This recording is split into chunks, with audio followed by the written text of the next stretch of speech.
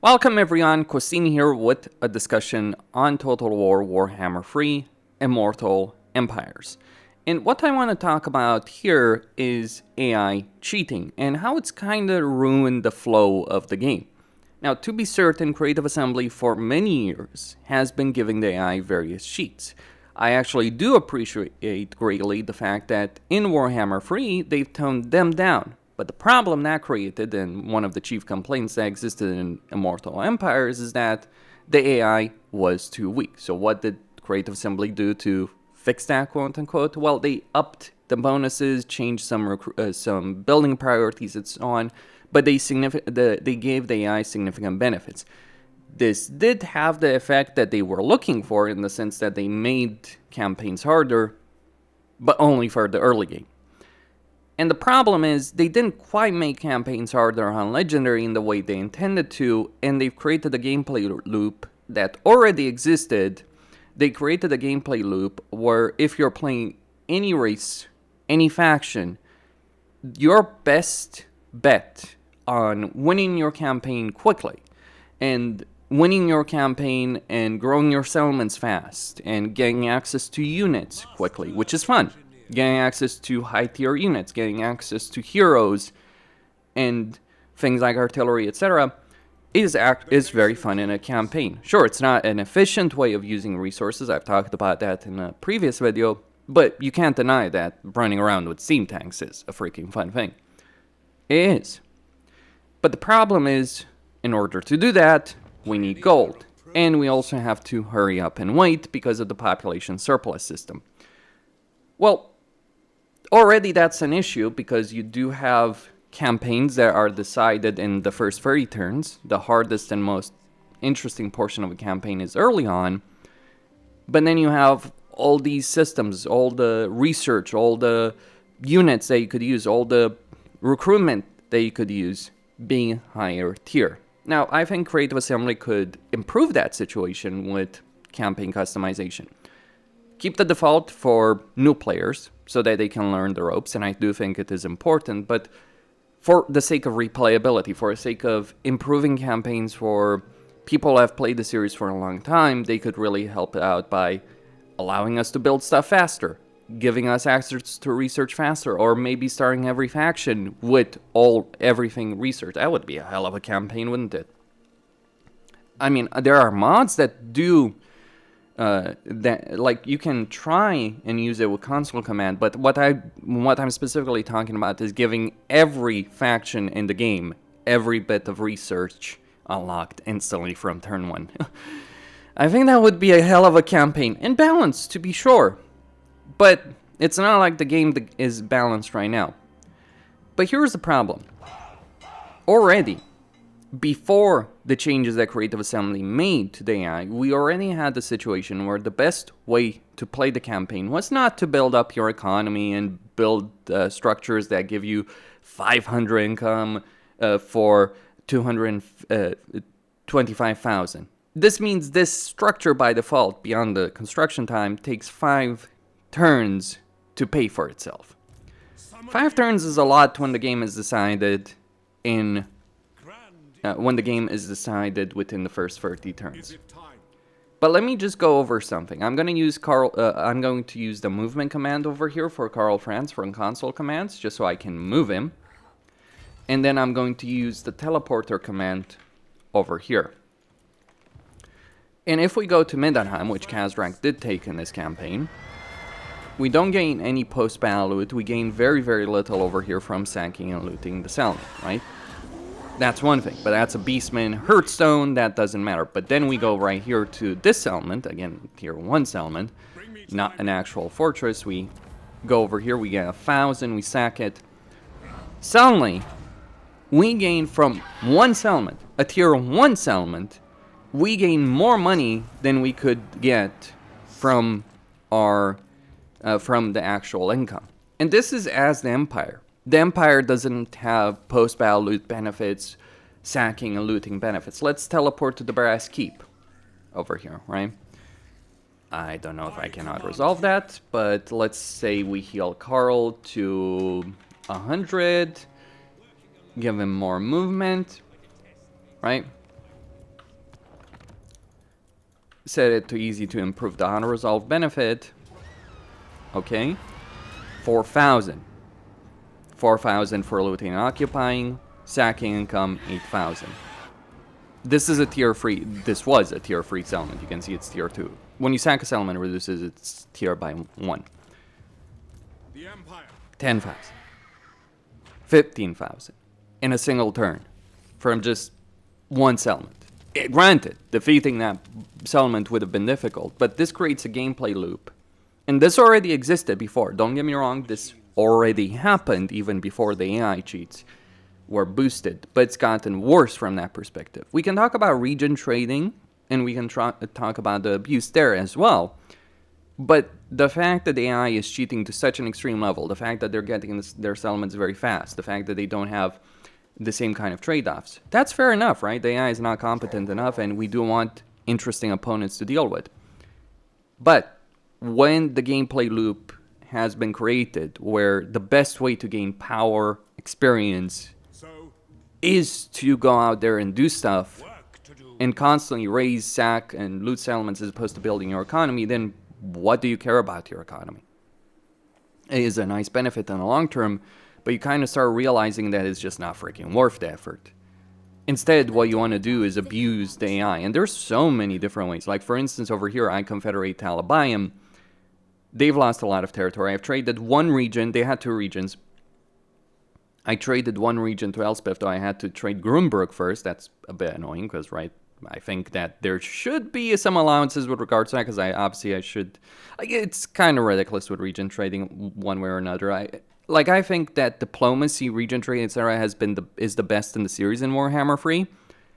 But that doesn't mean that it can't be improved on. And I do think that there's always constant improvements to be made. But anyway, we trade this settlement for Grunberg back. We get that settlement. We can even ask money that she already doesn't have because she gave us all her money. That is a balancing issue, sure, right? But when you realize that the best way to play your campaign is fight battles, throw yourself against the enemy full force, fight the craziest battles you could imagine as early as possible. Don't develop your economy at home because it's completely pointless. And you gain far more power far quicker than you would otherwise.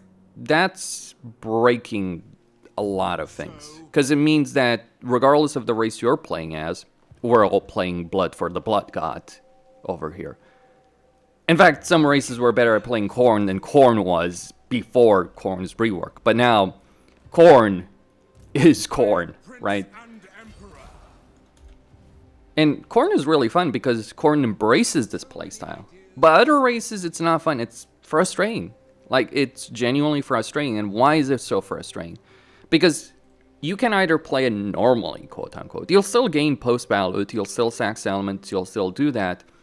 But if you're not doing region trading, if you're not going crazy, if you're not pushing yourself to bankruptcy early on, it will be slow. It will not be fun. It will not be interesting.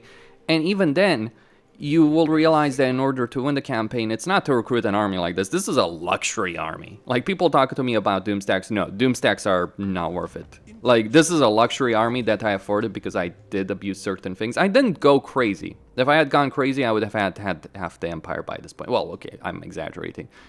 But I would have confederated Talabayim much earlier, defeated Festus with Talabayim, and confederated Marienburg as well. Just to give you an idea, to understand that this was not an abuse campaign. I tried to play this campaign normally, and it just actually slowed me down. Another factor in that, confederation is a fun thing to do. But the way to confederate a faction is not to, like, oh, I'll be your friend, I'll help you out, I'll do X, Y, and Z for you. No.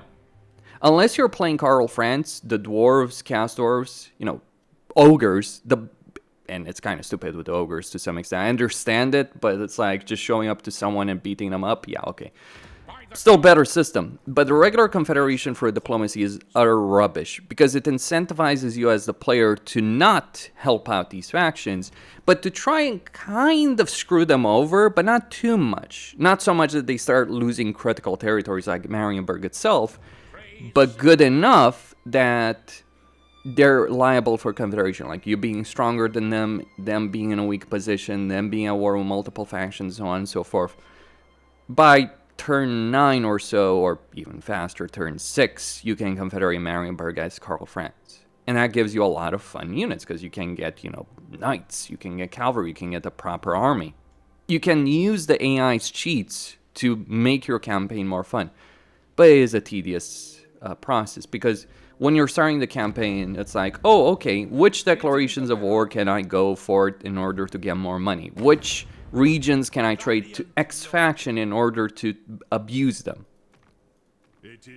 That is, from my point of view, not an especially great gameplay loop.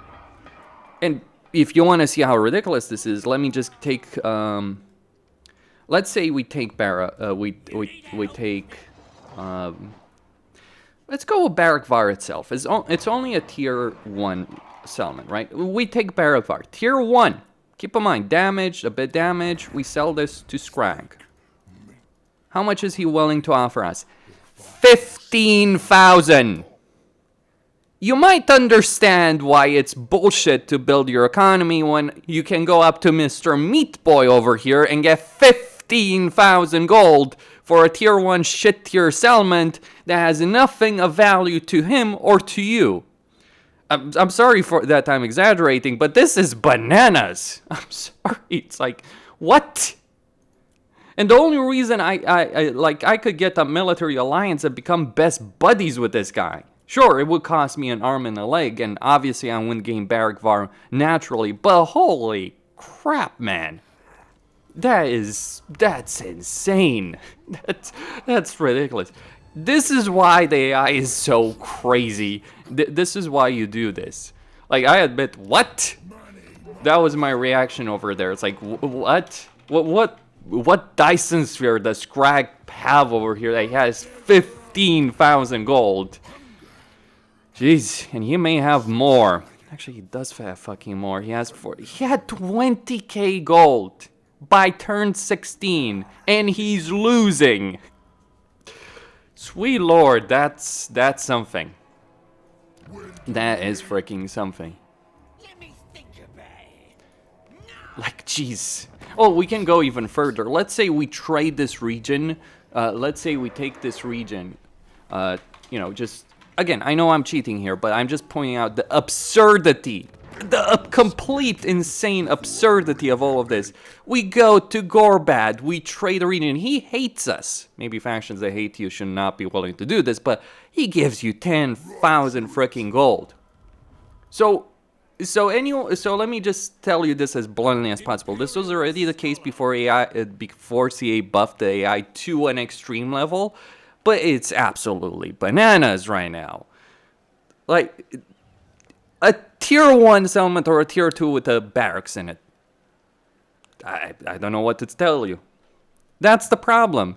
Because this is not an interesting and compelling gameplay system. This is not me strategizing, or, well, I guess it is strategizing, figuring out how to screw the AI over for cash, right?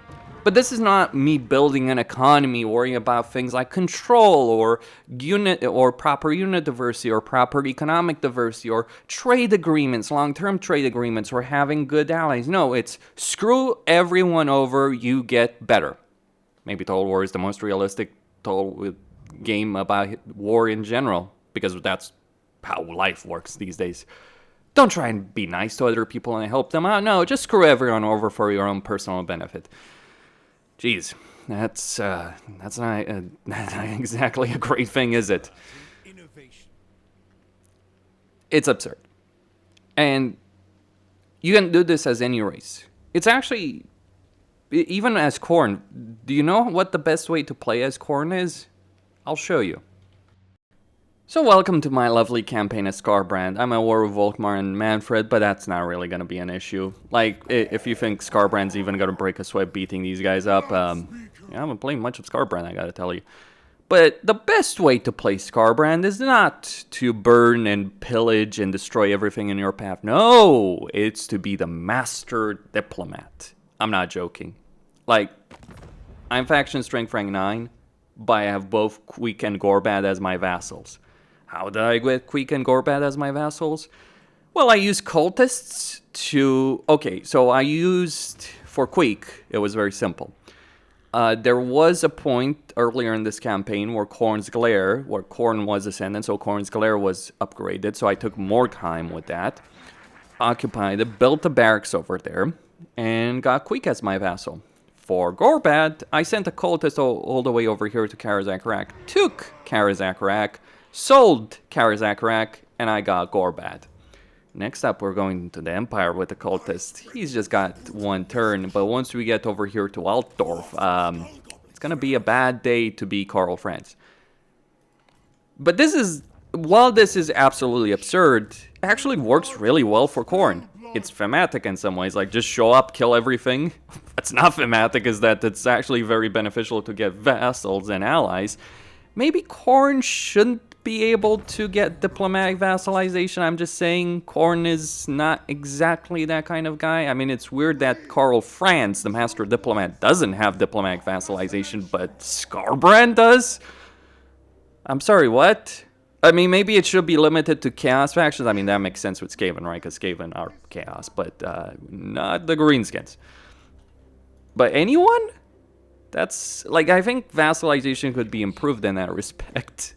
But all the same, build alliance. And mind you, even if you couldn't vassalize them, it's like, get regions, sell them to allies, and get money. Really. Though, it works best for Khorne. Let me explain why. Because with Khorne, yeah, you can do all this bullshit, right? You know, taking regions, selling them to factions. Or, if I give Skarbrand some movement range over here just to showcase this, don't worry, he'll be fine. He's a big boy. We go over here.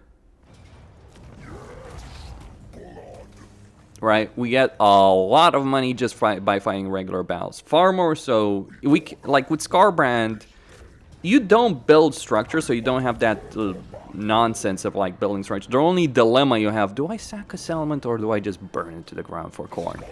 I feel like raising a settlement should give you more. That you shouldn't have the sacking option, and you should just get more money if you raise a settlement for skulls. I understand that CA doesn't necessarily want to do that for various reasons, but if you're putting me in a situation where I gotta sack a settlement, then you're not creating a situation where I'm getting enough skulls, and Khorne should be all about raising settlements. Maybe if you sack a settlement, you should lose some bloodletting. Maybe, I don't know. Or maybe just something. Because let me explain why this is not great. Because it's creating a situation where what I would want to do as Skarbrand is to get another army following him just to raise the settlement the next turn. That's not an especially great gameplay loop either.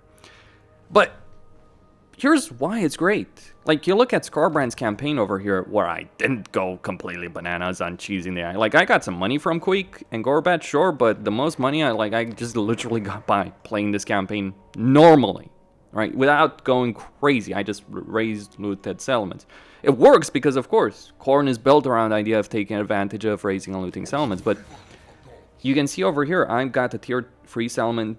I can get Chosen, I can get Chaos Knights, I can get Skull Reapers. Soon enough, I'll have tier 4. It does take a while to get to tier 4. That's kind of my annoyance over here with playing Khorne. So, which is why you should always rush for Sarnagrun, maybe. But all the same, once I get to tier 4, right here, which will be in just less than 10 turns, it's like the diversity will be fantastic. And I'll start pumping out really fun, really diverse armies. And all I just gotta do is play a campaign normally, I can make it work. Whereas if you're playing other campaigns, it's like the way to maximize your power in a Khorne campaign is play Khorne. The way to maximize your power in a Karl Franz campaign is play bullshit, or play cosplaying Khorne as the Empire. That's not exactly a great dynamic, is it? Some of it is balancing, to be sure, or a lot of it is balanced, and some of it is exploits that do exist, but if you nerf that gameplay loop, Khorne would still be better, and we'd still be playing Khorne. Like, we gotta have better systems in place for that. Or, I would say that campaign customization, it would be a band-aid. Like, I think fundamentally CA needs to readjust how they're designing things. I think Troy, a Total War Saga Troy, is really good in this respect, in some ways.